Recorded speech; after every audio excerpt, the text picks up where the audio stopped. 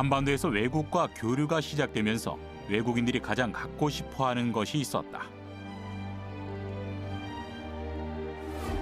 고대부터 만병통치약이라 불렸던 명약, 바로 인삼이다. 인삼은 한반도의 역사가 쓰여지면서부터 함께했다. 사람을 고치는 약으로 그 쓰임은 수백 가지에 달한다. 땅에 씨를 뿌려 최소 6년의 시간이 흘러야 인삼을 캘 수 있다. 인삼을 키우는 건 기다림과 정성을 쏟는 일인 것이다. 조선에서 가장 가치가 높았던 무역품 인삼. 그 인삼을 두고 벌인 미국과의 조선 인삼 무역 전쟁. 그 승자는 고대부터 현대까지 사람들이 인삼에 열광하는 이유는 무엇일까? 인삼의 신비한 성분을 과학으로 풀었다.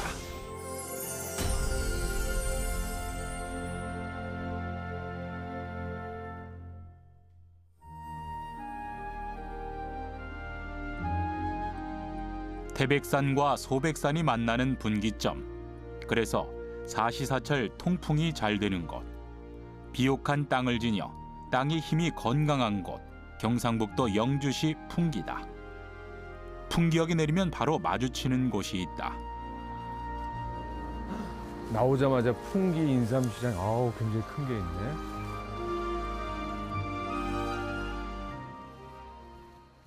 인삼하면 떠오르는 지역 중 하나는 바로 풍기일 겁니다. 풍기는 이 태백산맥과 소백산맥의 분기점이죠. 이 산맥의 기운을 받은 풍기는 그 어느 지역보다 인삼을 재배하기 좋은 곳으로 알려져 있습니다. 풍기는 산맥에 둘러싸여 있는 고산 분지 형태다. 지형 때문에 평균 11.9도의 높은 일교차가 나타난다. 이런 지형과 일교차는 인삼 재배에 최적화된 환경이다. 풍기는 삼국시대부터 이미 주요 인삼 재배지였다. 고대 풍기는 신라의 영토였다.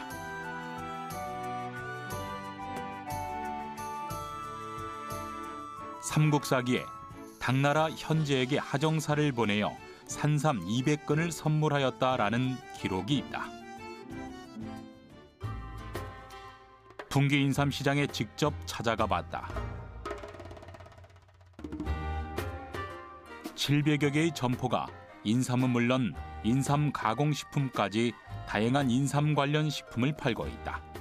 그리고 전국 각지의 사람들이 풍기 인삼 시장을 찾고 있었다. 농가에서 직접 재배되고 이곳에 모이기 때문에 인삼의 신선도는 최상이었다.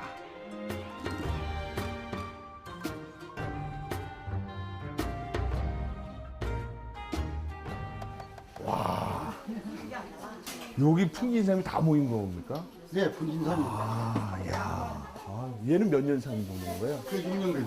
아, 6년근. 이야, 와. 그냥 인삼 튼실한데 이런 거는 몇 년 산인가요? 네, 이것도 맹 5년근이에요. 5년근. 네, 5년근. 아. 풍기 인삼은 육질이 단단해 중량이 무거운 편이다. 질 좋은 인삼을 연간 약 393톤을 생산해내는 풍기.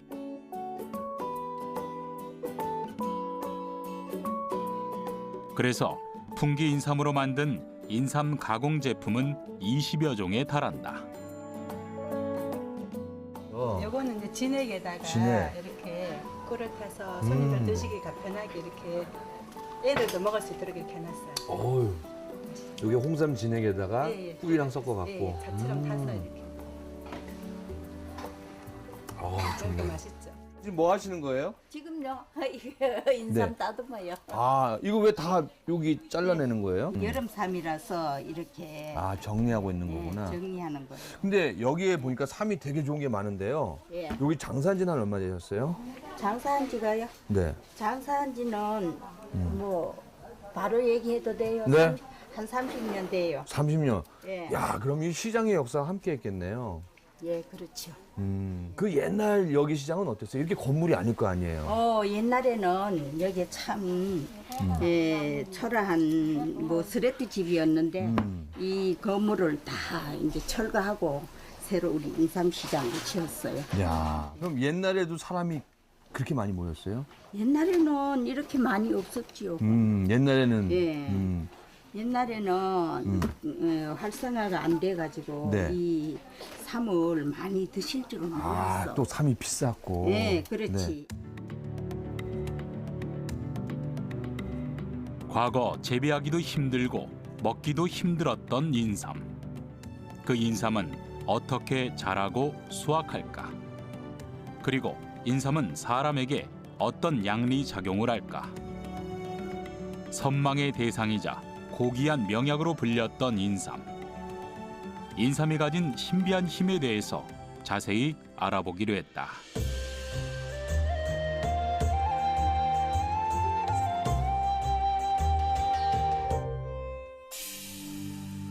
인삼을 알기 위해선 가장 처음부터 시작해야 했다. 인삼이란 단어가 가진 의미를 찾아보기로 했다. 인삼이 어디서부터 시작되었는지 이름은 알고 있었다. 신받다라는 말을 들어보셨을 겁니다. 원래 인삼의 고유가 심입니다.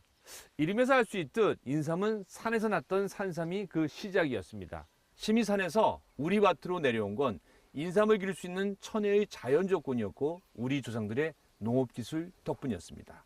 인삼에는 수천 년의 우리 역사가 깃들어 있고 우리 조상들의 과학기술이 녹아 있습니다. 지금부터 우리가 몰랐던 인삼에 관한 그 이야기를 시작해 볼까 합니다.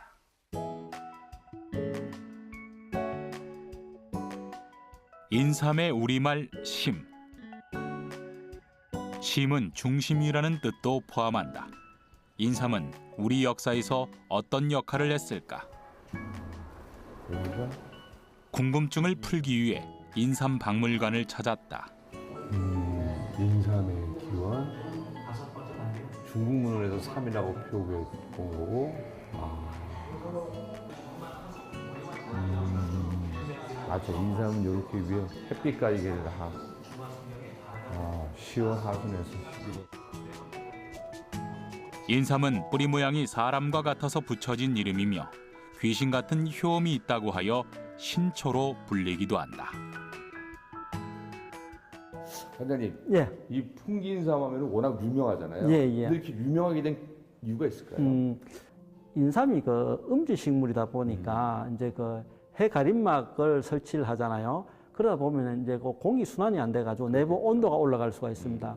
그래서 이제 인삼 그 생육에 영향을 피해를 줄 수 있는데 이러한 것이 소백산의 골바람이 연중 불어오면서 환기를 시켜줌으로써 인삼이 자랄 수 있는 최적의 환경을 갖춰주고 있습니다. 근데 그 한반도의 인삼의 시작이 여러 가지 이야기가 있는데요. 예, 예, 예. 여기 와 보니까 이제 주세분 군수 얘기 예, 나오더라고요. 그렇습니다. 예, 예. 그 주세분 군수와 인삼에는 어떤 일이 있을까요? 주세붕 군수께서 1541년도에 풍기 군수로 부임하십니다. 네. 근데 와서 보니까 당시에 이제 그 우리 그 저 풍기 지역에서 산삼을 그 세금으로 나라에 바치는 공납제도가 있었는데 네. 그 당시에 이제 그 산삼을 구하기가 굉장히 어렵습니다. 조선 중종 때인 1541년 풍기 군수로 부임한 주세붕은 풍기 지역이 산삼 생육에 적합한 자연 환경임을 깨닫고 산삼씨를 심어 재배하기 시작했다. 그리고 재배의 성공, 백성들이 산삼을 채취하는 고통에서 벗어나도록 도왔다. 그부터 풍기에서 본격적으로 인삼 재배가 시작됐다. 풍기와 함께 인삼 재배지로 꼽히는 금산. 금산군 인삼 생산량은 전국 약 15% 비중을 차지한다. 농가 소득은 총 355억 원으로 지역 경제를 지탱한다. 임동현 씨의 인삼밭이다. 인삼은 6년 이상을 기다려야 만나지만 매일 돌봐야 한다.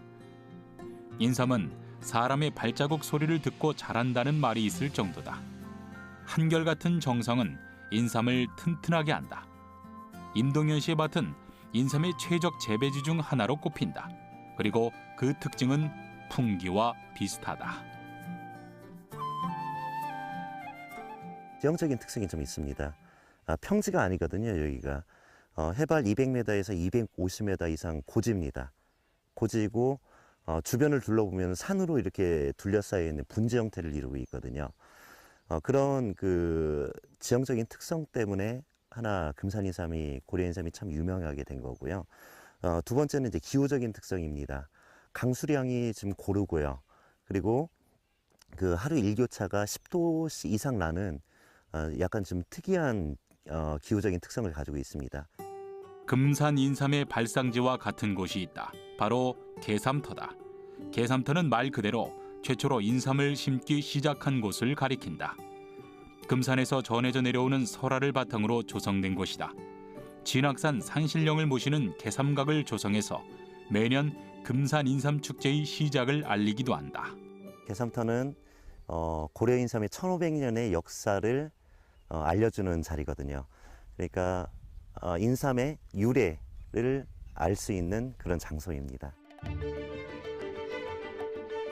금산 인삼의 유래는 1500여 년 전 이곳에서 강처사가 홀어머니를 모시고 살았는데 어느 날 어머니가 병들자 그는 관음굴에서 모친의 쾌유를 빌며 백일 기도를 올렸다.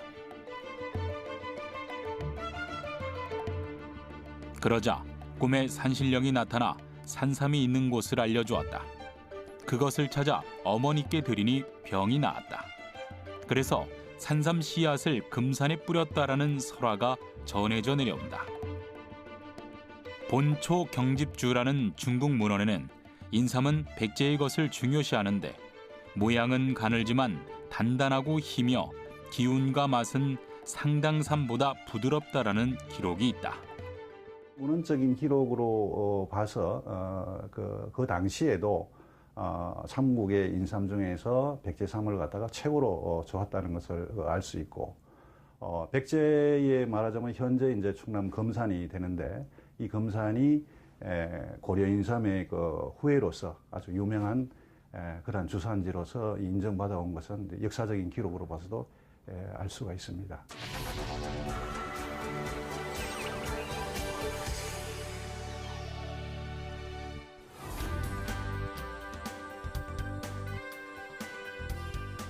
충청북도 음성군의 국립원예특작과학원.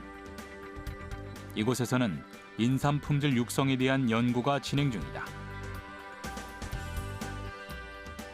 특히나 인삼 유전자 분석에 대해 집중하고 있는데 병에 대한 저항력이 강한 품종 개발에 역점을 두고 있다.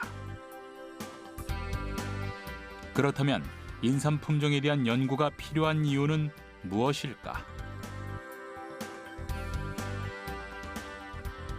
인삼 연구가 왜 중요하냐면은 앞으로 미래에 우리가 인삼에 대해서는 종주국으로서의 확실한 자리매김을 해야 되기 때문에 품종 육성이라든지 또 재배에 있어서도 안전성, 그다음에 이제 보다 쉽게 생산자 입장에서는 재배할 수 있는 기술, 또 노동력이 또 절감이 될 수 있는 기술, 이런 것들이 다른 나라보다 훨씬 위에 있어야만 되기 때문에 저희들이 인삼 연구를 꾸준히 하고 있는 겁니다. 국립원예특작과학원에서는 유전자 분석을 통해서 개량된 품종들을 직접 재배하고 있다. 일정 환경에서 병을 견디는 품종의 실효성이 가시화되고 있는 것이다. 인삼을 재배하기 위해선 6년 이상의 시간을 견뎌야 하는 인삼 농가에는 고무적인 일 중 하나다. 현재는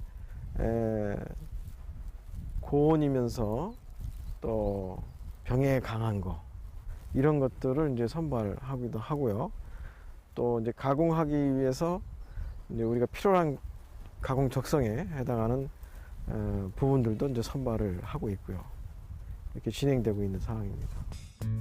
인삼 재배는 6년이나 길게는 10년 이상 인삼을 심어두고 관리를 한다. 그래서 인삼을 수확하고 나면 그 땅은 휴작기를 거쳐야 하는 것으로 알려졌다. 인삼을 재배한 땅에 2년 내지 3년은 다시 인삼을 심을 수 없다는 말이다. 인삼은 그 식물학적 특성상 한 번 재배한 토양은 장기간 재배할 수가 없습니다. 따라서 그 일정한 시기에 휴작을 하는 그런 시기가 필요한데, 그런 이유로 해서 금산은 오래전부터 논삼 직파 재배를 실시하여 왔습니다. 직파 재배는 농경지에 직접 씨앗을 뿌려서 농작물을 재배하는 방법을 말한다. 이양의 작업이 없이 씨앗을 뿌려서 수확까지 하는 것이다. 금산의 인삼 재배법 중 특별한 방법이 있다. 인삼을 직파 재배한 곳에 벼를 심어서 수확하는 논삼 재배가 이루어지고 있는 것이다. 휴작기를 거쳐야 하는 인삼 농지를 논으로 이용함으로써 땅의 지력을 회복하고 인삼을 재배하지 못하는 농가에게 또 다른 수입 창출원을 만들어 주었다. 3, 4년 후에는 다시 논에서 인삼을 재배를 할 수 있기 때문에 그런 그 재배 기술을 가지고 있고, 또 오랜 기간 동안 그 해가림 시설을 재래의 전통 방식인 볏짚 해가림 재배를 사용하여 왔습니다. 현재는 국가 전체적으로 인삼 표준 경작법에 준해서 재배를 하고 있기 때문에 전국 어디서나 재배 형식은 거의 유사하다고 볼 수가 있습니다. 휴경지는 경작하지 않고 방치하지만 잠재적으로 경작지로 이용 가능한 토지를 말한다. 벼농사가 불가능한 인삼밭은 인삼을 수확한 후 땅의 지력을 회복하기 위해서 흙을 섞어주는 작업을 한다. 땅을 계속해서 갈아주는 것이다. 그렇다면 인삼은 왜 연작이 불가능한 것일까? 결국은 그 저항성을 가지고 있는 균이나 일반 곰팡이들이 인삼을 와서 싹 다 갉아먹게 되거든요. 그러면서 썩게 되는 거예요. 땅속에서 썩어버리면 아무런 의미가 없어지는 겁니다. 그래서 그것을 연작 피해라고 해서 그걸 막기 위해서 어떻게든 객토와 옥수수과의 그러한 작물을 키워서 한번 뒤집어 엎고 다시 또 균을 죽기 위해서 농약도 치고 하는 작업들을 많이 하고 있습니다. 인삼은 반음지 식물이라 한다. 그래서 햇빛과 일교차 그리고 땅의 성분이 중요한 작물이다. 특히나 인삼은 땅을 가린다. 뿌리와 뿌리 줄기에 많은 성분들이 응집되어 있어서 땅은 중요하다. 그러나 우리 인삼 재배법은 현대의 환경에 맞게 발전하고 있다. 터널이나 비닐하우스에서까지 인삼을 재배할 수 있게 되었다. 전통적인 재배 방법은 파종이라든가 이식, 관리, 수확 등의 많은 이 노동력이 투하가 됩니다. 이런 그 많은 노동력 투하를 극복하기 위해서 현재는 터널 재배나 하우스 재배 등에 대한 재배 기술을 도입을 하고 있습니다. 그러한 이 터널 재배나 하우스 재배를 할 경우에는 기계화 재배가 가능하고, 따라서 이제 노동력이 감소할 것이고, 따라서 농가는 이제 생산성이 향상이 될 겁니다.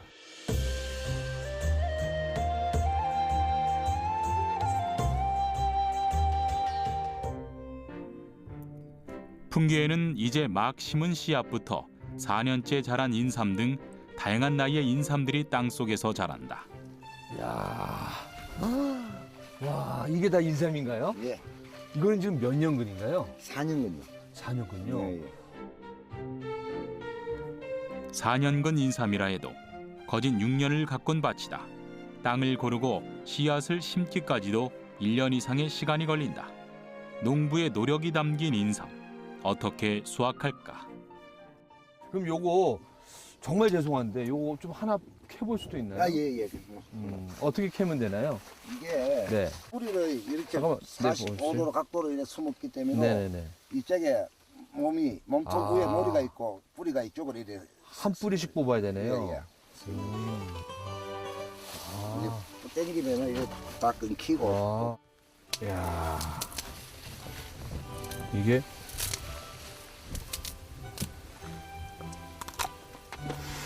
와, 4년인데도 향이 이렇게 진하네요. 야, 그 멍게복에 도움이 된 것 같은데요. 허준의 동의보감 인삼조에서도 한자로 인삼이라 쓰고 바로 밑에 한글로 심이라고 표기했다. 동의보감에는 인삼을 활용한 처방이 736종에 달한다. 그만큼 여러 질병에 인삼의 효능이 발휘된다는 이야기다. 매우 다양하고 뛰어난 약효가 있기 때문에 여러 질환에 가장 많이 사용된 한약재 중 하나입니다. 기혈이 허하다든지 심신이 허약하다든지 특히 호흡기 질환, 그다음에 소화기 질환, 또 심혈관 질환에 많이 사용되었고 그 외에도 소아과 질환이라든지 부인과 질환, 그다음에 당뇨 등의 만성 질환에도 두루두루 많이 사용되어진 한약재입니다. 조선시대부터 이미 보양식이나 심혈관 질환, 그리고 소아과 질환이나 만성 질환까지 다양한 질병에서 약효를 나타낸 인삼. 인삼의 복용 방법은 달여 먹거나 음식으로 해 먹는 경우가 많다. 그래서 일상에서도 인삼을 먹는 방법을 알아보기로 했다. 네, 인삼은 우리나라뿐만 아니라 세계적으로 사랑받는 건강식품이다 보니까요. 다양한 방법으로 먹습니다. 약탕기에 달여서 드시는 분도 있고요. 또 전가로 드시는 분. 그리고 저는 인삼하면 바로 이게 떠오르는데 바로 아하! 삼계탕 맞죠? 그죠? 잠깐만. 이 쌉싸름한 인삼 냄새다가 향이 난다. 향이. 바로 잘 찾아온 것 같습니다. 바로 이 집입니다. 이 집. 오! 야, 향 좋다. 이거 인삼에다가 무슨 음식 냄새야 이거? 와, 괜찮은데 이거? 이것은 풍기인삼을 이용해서 요리를 만든다. 풍기인삼은 우리가 상상하는 것보다 훨씬 다양한 음식으로 변신한다.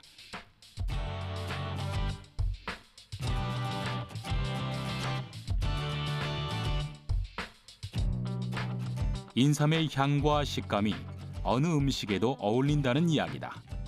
비빔밥에도 인삼은 훌륭히 제 역할을 한다. 다른 나물들과 고추장이 어우러져 대신 인삼의 향은 풍미를 더한다.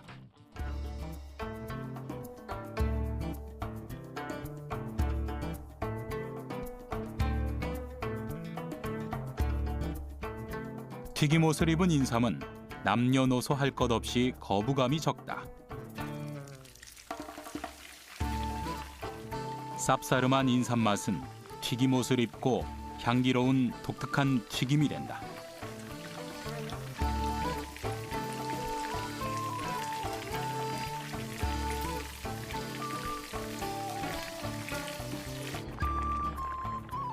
그리고 가장 대표적인 삼계탕.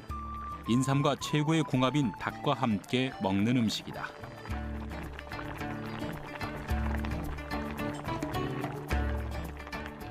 식품으로 볼 때는 삼계탕이 이제 대표적인데 삼계탕도 여름에 이제 단백질도 보충하고 또 기도 보충하는 역할을 하게 되는데 그게 삼계탕의 삼자가 인삼 삼자고, 그죠? 닭은 개는 닭개자고. 그래서 여름철에 닭과 함께 인삼을 같이 먹게 되면 여름철에 이제 기운이 떨어진 경우에 이걸 회복할 수 있는, 또 예방할 수 있는 효과가 있죠.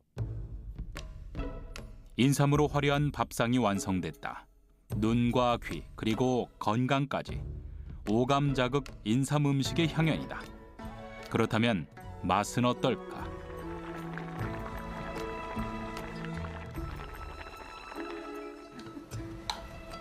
야, 요게 여러분들 6년근 몸통을 채를 싹 펴고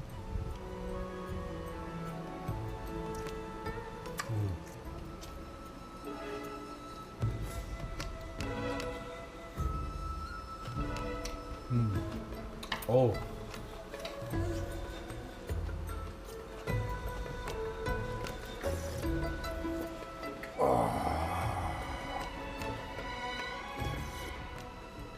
야, 올해도요 무척이나 덥다고, 아니 더 덥다고 합니다. 그럴 때 좀 기가 딸린다, 아니면 나는 중요한 일을 맡고 있다, 그럴 때는요 이 인삼을 활용한 다양한 요리를 맛보시면요 최고입니다. 손님들이 좋아하겠죠? 예, 예. 어유, 근데 인삼을 많이 이렇게 건강하시네요. 예, 인삼을 많이 먹어서 저는 1년에 한 번도 감기에 걸리지 않아요. 이겁니다, 이거. 한 번 더 맛을. 이 인삼 향이 그 기배에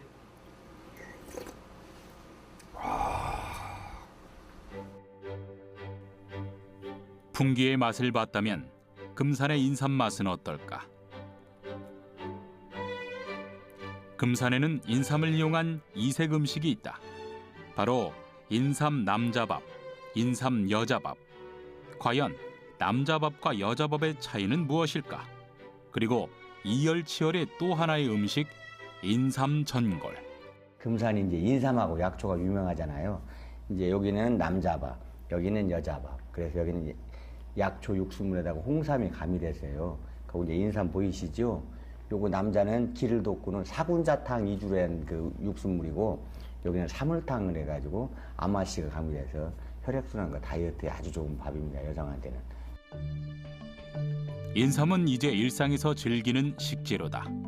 재배도 힘들고 가격이 비싸 먹기도 힘들었던 과거의 인삼 대신 지금은 우리의 주변으로까지 다가왔다.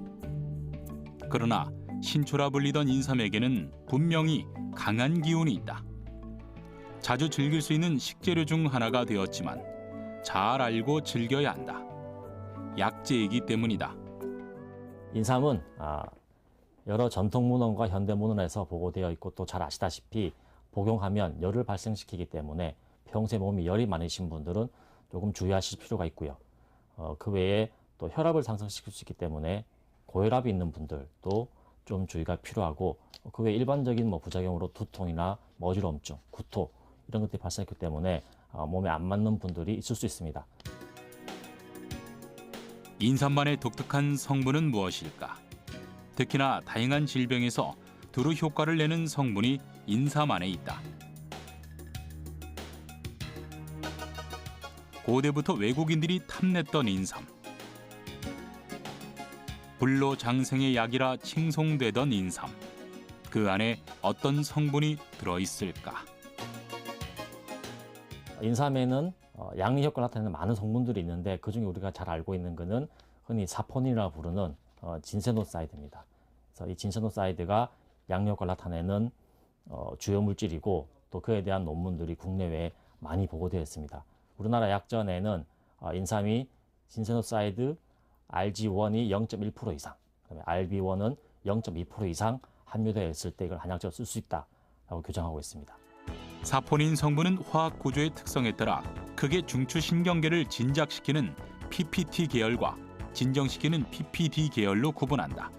양리 성분이 골고루 분포해 있어 중추신경계에 대한 진작과 진정작용이 적절히 조절되는 약재다. 인삼은 독특하게 가지고 있는 성분이 있어요. 인삼이 갖고 있는 사포닌과 더덕이 갖고 있는 사포닌, 또 도라지가 갖고 있는 사포닌이 달라요. 이건 인삼이다라고 확인하는 방법은 그 사포닌의 구조, 또 사포닌의 분석을 통해서 이게 인삼이다라고 확인할 수가 있어요. 그래서 사포닌이 굉장히 중요합니다.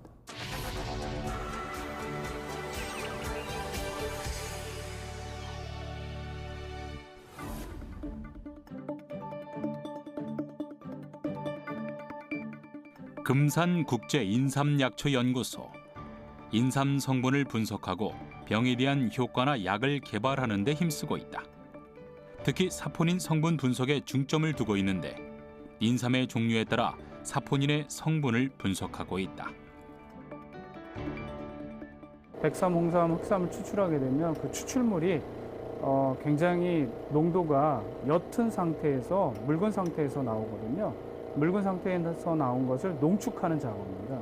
그래서 성분들을 농축해서 별도의 분석 장비를 분석하거나 또는 그 농축된 성분을 가지고 성분 분리에 활용할 수 있도록 하는 그런 장비 중에 하나입니다.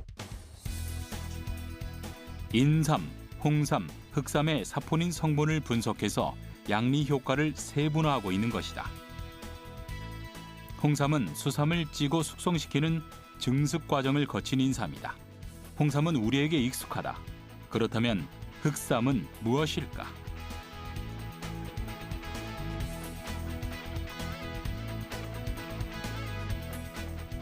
흑삼은 일반적으로 수삼을 홍삼을 제조하는 것과 동일한 방법으로 한 번, 두 번, 수회.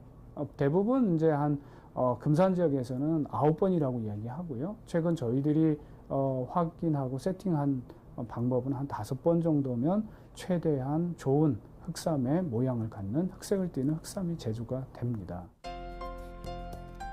수삼은 원래 인삼을 가리키는 말로 수삼을 찌고 말리는 과정에서 인삼의 형태가 바뀐다. 수삼은 보관 기간이 짧지만 홍삼과 흑삼은 보관 기간이 길어지는 장점이 있다.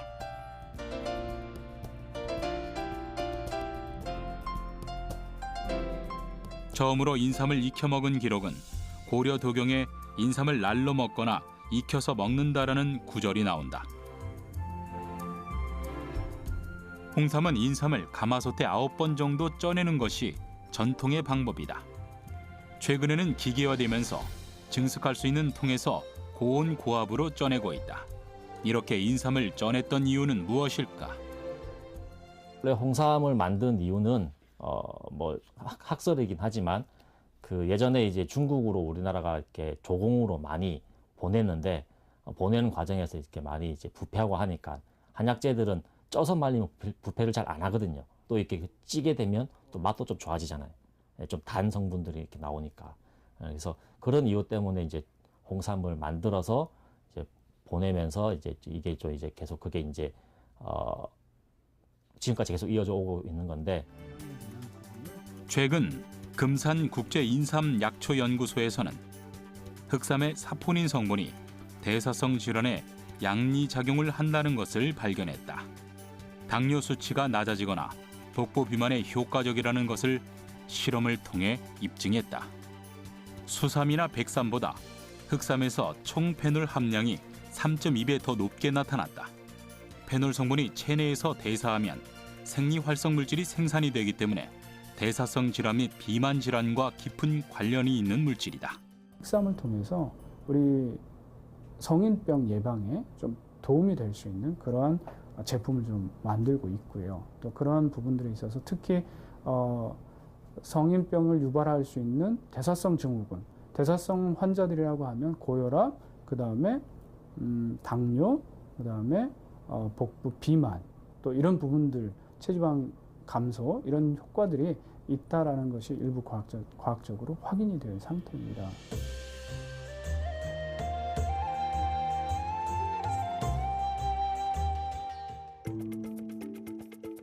삼국시대부터 인삼은 중요한 수출품이었다. 중국에서 조공품 형식으로 흘러들어간 인삼은 북경을 거쳐 남경, 그리고 광저우까지 갔다. 광저우는 당시 해양 실크로드의 출발지였다. 독점 무역권을 행사한 서양의 13개국, 영국, 프랑스, 네덜란드, 덴마크 등의 상인들이 인삼을 싣고 해양 실크로드를 가로질렀다. 이러한 13행들을 통해서 서양으로 여러 중국의 약재와 더불어서 조선의 인삼이 퍼져나갈 수 있는 기점이 되지 않았나 이렇게 생각이 됩니다. 그리고 중국은 우리 인삼의 효능을 크게 경험하는 계기가 있었다. 바로 아편전쟁이다.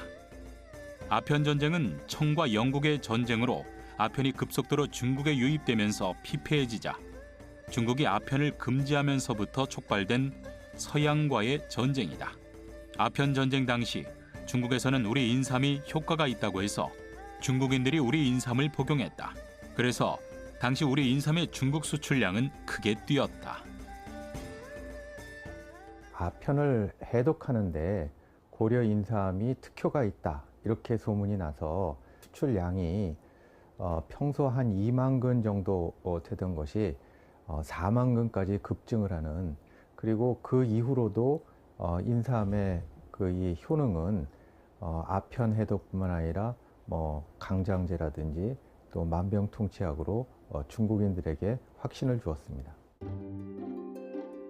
우리의 인삼이 중국 광저우를 통해서 유럽과 아메리카 대륙으로까지 퍼져나갔다. 그리고 인삼은 서양에서 신비의 약초가 되었다.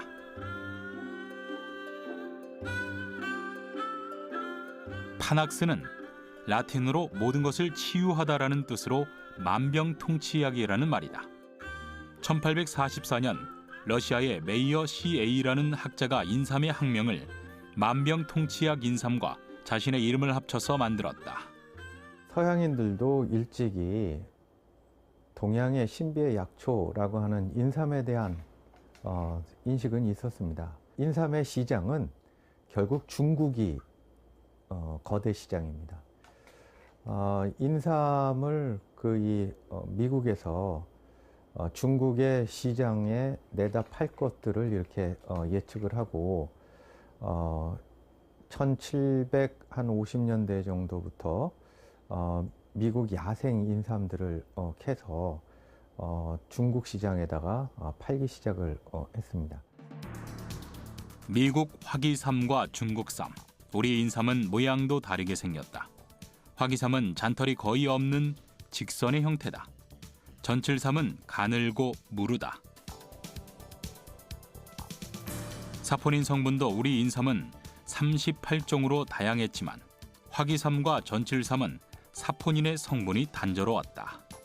북미삼이라고 하는 이제 캐나다라든지 미국에서 재배되는 삼들은 지퍼 물질로 생각했대 진소노사이드에 구성하고 있는 그런 종류가 14가지 종류로 돼 있다. 또 전칠삼은 또 완전히 또 다른 얘기가 돼요. 그래서 전체적으로 보더라도 우리나라에서 재배되고 있는 삼들이 사포닌을 구성하고 있는 진세노사이드 종류가 좀 다양하다 이렇게 볼 수가 있죠. 미국은 아편 전쟁을 겪은 중국이 소비했던 인삼의 양을 계산하고 인삼 시장의 가능성에 모험을 걸었다. 조선이 독점하던 인삼 무역에 뛰어든 것이다. 북미에서 발견되는 야생 인삼을 캐서 중국 시장에 팔았다.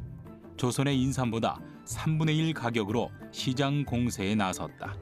미국과 조선의 인삼 무역전의 시작이다. 아무래도 중국인들에게 확신을 주고 있었던 조선 인삼이 고가임에도 불구하고 팔리고 아메리칸 인삼은 저가로서 거래되었다. 문화적 컨텐츠의 힘은 조선의 인삼이 훨씬 더 높았기 때문에 이것으로서 조선 인삼이 미국 인삼과의 무역 경쟁에서 우위를 차지할 수 있지 않았나 생각을 합니다. 인삼의 가치가 외국에서도 올라가자 조선 중기 상인들은 인삼 판매에 눈을 떴다. 특히나 개성 상인들은 홍삼을 중국에 팔아 큰 부를 축적했다. 1811년에 중국과의 인삼 무역량은 200건에 불과했지만 1851년 불과 40년 만에 200배 넘게 인삼 무역량이 증가한다. 4만 건 이상을 판매한 것이다. 인삼 무역의 증가는 개성 복식부기 장부를 통해서 확인할 수 있다. 개성 지역 상인이었던 박제도 집안의 장부로 인삼의 출납이 상세히 적혀 있다. 일본 오사카하고 중국 상해하고의 이 삼각무역 관계, 이거의 중심에 개성 상인들이 존재했었다는 건 분명하고요. 김태경이 쓴 문집에 홍삼 무역과 관련된 기록이 나와요. 그게 바로 이제 아편과 홍삼 치료, 아편 중독에 대한 치료제로서 어떻게 홍삼이 중국으로부터 수요가 있었고 그 거래의 중심에 개성 상인과 이 항주 절강 상인들이 어떠한 식으로 국제적인 그 교역을 수행했는지 이게 기록이 남아 있기 때문에 일본에서도 우리 인삼의 영향력은 막강했다. 우리 인삼을 사기 위해서 일본은 인삼 전용 화폐까지 발행했다. 당시 일본의 화폐는 은 60% 정도밖에 사용하지 않았다. 그래서 조선의 인삼 상인들은 일본의 화폐를 받지 않았다. 일본인들에게 인삼값으로 순운을 요구했다. 그래서 만들어진 것이 인삼 대왕고운 화폐였다. 조선의 인삼을 사기 위해서는 은의 순도를 높여야 하고 그것을 다시 기존에 있던 은을 다시 만들어야 했습니다. 그래서 특별히 주조를 했다라고 해서 특주은이라고도 하고 인삼을 가지고 오는 은이라고 해서 인삼대왕 고운이라고도 했는데 결국은 조선의 인삼을 사기 위해서 다시 은화를 만들었기 때문에 붙여진 이름입니다. 인삼의 인기가 높아지자 조선에서는 인삼으로 돈을 버는 거상이 나타났다. 바로 임상옥이다. 임상옥은 조선 최초로 인삼 판매권을 독점하게 된다. 그는 인삼 판매 독점권으로 중국에서 큰 돈을 벌었다. 그의 재산은 100칸이 넘는 집을 지을 정도였다. 그거는 백성이 해서는 안 되는 일이었기 때문에, 그래서 아마도 그 임진왜란 이후에 이제 이 국채가 문란해지잖아요. 그러니까 산원공상의 질서도 상당히 문란해지고 양반 쌍놈이라고 하는 그 질서도 문란해지고, 그래서 그 쌍놈들 중에서 양반들이 많이 나오거든요. 그게 다 이제 양반 신분을 산 겁니다. 그래서 그러는 과정에서 아마도 이 무역을 할 수 있는 권리를 임상옥이 그랬던 것처럼 아마 뭐 아름아름 그렇게 샀던 거 아닐까. 무역 판매권은 원래는 국가에서 관여하던 일이었다.